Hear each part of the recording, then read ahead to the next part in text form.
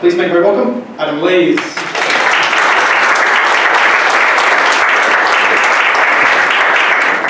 It's 2006 and I'm on a vacation.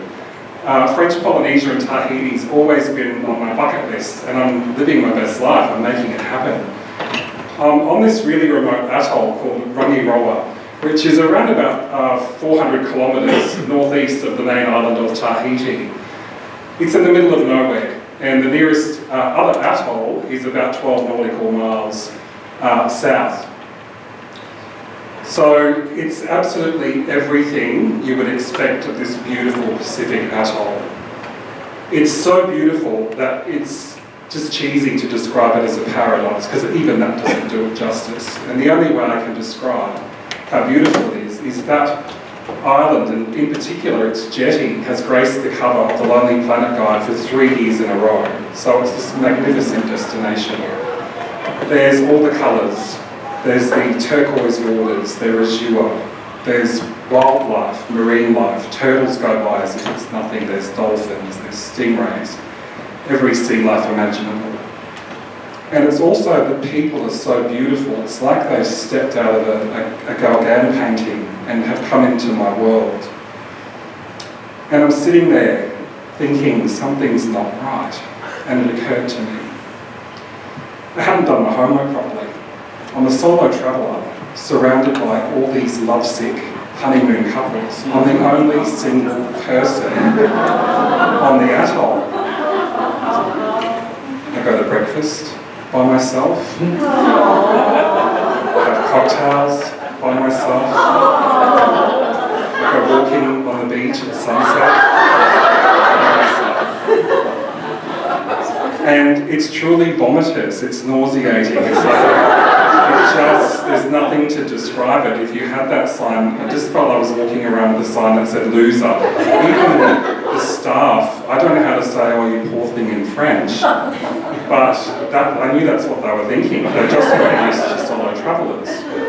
So I decided to knuckle down and make the most of it, and when I signed up for this excursion to this little remote place it's called the Lagon Bleu, and for those of you who don't speak French, that's the Blue Lagoon. And this Blue Lagoon it's like a little shark nursery. It's quite unique. It's this biodiversity habitat. It's a protected zone, and it's one of the few places in the world where you can just see all these little baby sharks before the tune was invented, just swimming around doing their thing. They're just everywhere. So I thought, okay, I'll down for that. I'll just go on that trip. And so I had to put the life jacket on, and I'm all like a pregnant sub-below my life jacket, walking down the jetty, slathered in sunscreen and single, and all the other couples are sitting next to each other, ready to go. And there's that, 2 seats, and I sit down by myself, feeling like a reject, and that's when it happened. The most beautiful woman you can imagine. It's like time stood still. She started walking down the jetty. She had this gorgeous, long, brown flowing hair that was just waving in the breeze. She had this bronzed, sun-kissed body.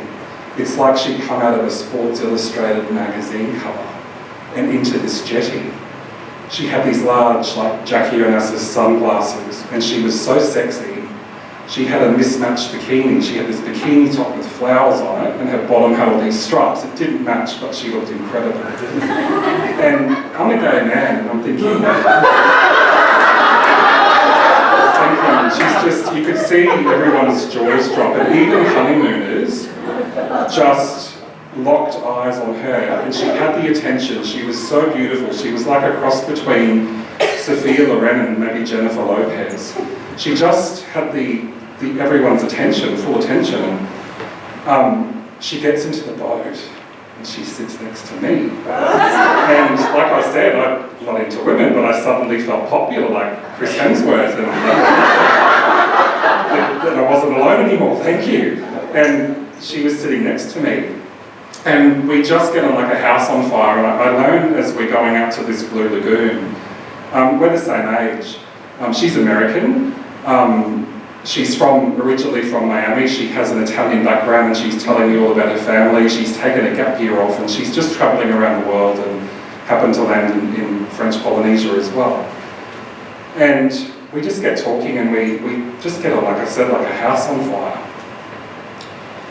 So we arrive at this little blue lagoon and we start frolicking around and hanging out together while all the other couples are doing their thing. And I went in and out of the water, so did she. I sort of sat on the beach for a little while just reading a book or maybe having a beer, I can't recall. She's in the water splashing around. And then I hear this almighty scream. It was this horrendous spine-tingling scream. It just woke me up, it just was shocking. And I looked out and I saw her being attacked by a shark. No, I'm kidding. She wasn't. She just came like running out of the water. And for those of you who watch National Geographic, and this is actually the nickname of that lizard, it's a Jesus Christ lizard. It kind of runs on water. She was like almost running on water. It's like, Karen, what's wrong? Like, what's happened? And she was like having this anxiety attack. She's pointing to the water and she says, it's a stingray. It's a stingray. And you could see this little brown stingray just going about its business.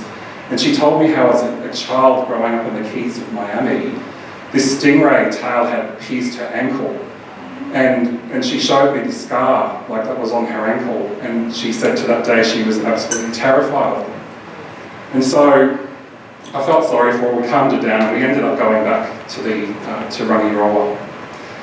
And we became partners in crime. I suddenly appreciated what it felt like to be a couple. We had dinners together, cocktails together. And like the Maldives or those other Pacific islands, you have those restaurants and those villas with the glass bottoms. We swam backwards underneath people's villas. We did all that, we did that really cool stuff. We hung out at night, we listened to music in her bungalow, and we even got invited by another couple. It felt like we were secretly infiltrating this sort of honeymooner's existence and got invited into other people's bungalows to have drinks. And we had such fun. It was very, very memorable and it was amazing. It came time for me to go. I was heading off to Bora Bora, and who wouldn't, right? Because you're in that part of the world. And I said to her, you know, where are you going to after this? What's your plan? And she said, oh, don't really have any. I think I'm going to go to Moorea, which is another island in the group. And I said to her, look, if you're not doing anything, just come and join me at some point. You know where to find me. I'll be there for about 4 days. Would be amazing to see you. And she said, oh, look, I'll think about it. Probably not. We exchanged details and left it at that. So it's about 2 days later, I go to Bora Bora. I've come out of the breakfast alone and adjusting again to being by myself. And I come up from these stairs where the breakfast is. And lo and behold, standing there in reception was Karen. I got so excited. It's like, Karen, you made it. Really great to see you. And what happened next, I still continued to unpack. I was met with this blank stare. And she said, sir, I don't know who you are. Who are you? And I was like, funny, Karen, it's me, like from 2 days ago. And I was waiting for her to joke and say, I gotcha. But she didn't. She doubled down and she was deadpan. And she got more aggressive. And she said, sir, I do not know who you are. And I'm sitting there thinking she's still kidding, right? But then the way in which she said it was so chilling and it was threatening. It sort of triggered my flight or fight response. And I began to think, did something happen to her in that 2 days? Did I do something wrong? Did she not want her whole holiday experience in French Polynesia to be about me? I was sort of unpacking it. And then she actually then threatened if I didn't go away to call security and the police. And you know, I'm a big guy, but I'm a big softie at heart. It really hurt my feelings, and I was thinking, oh my God, like what's happening? And the first thing was, the trigger was to defend myself. So I went to my room and started writing, if she calls the police, they speak French, I don't. The only thing I could write down was, je suis innocent, I'm innocent.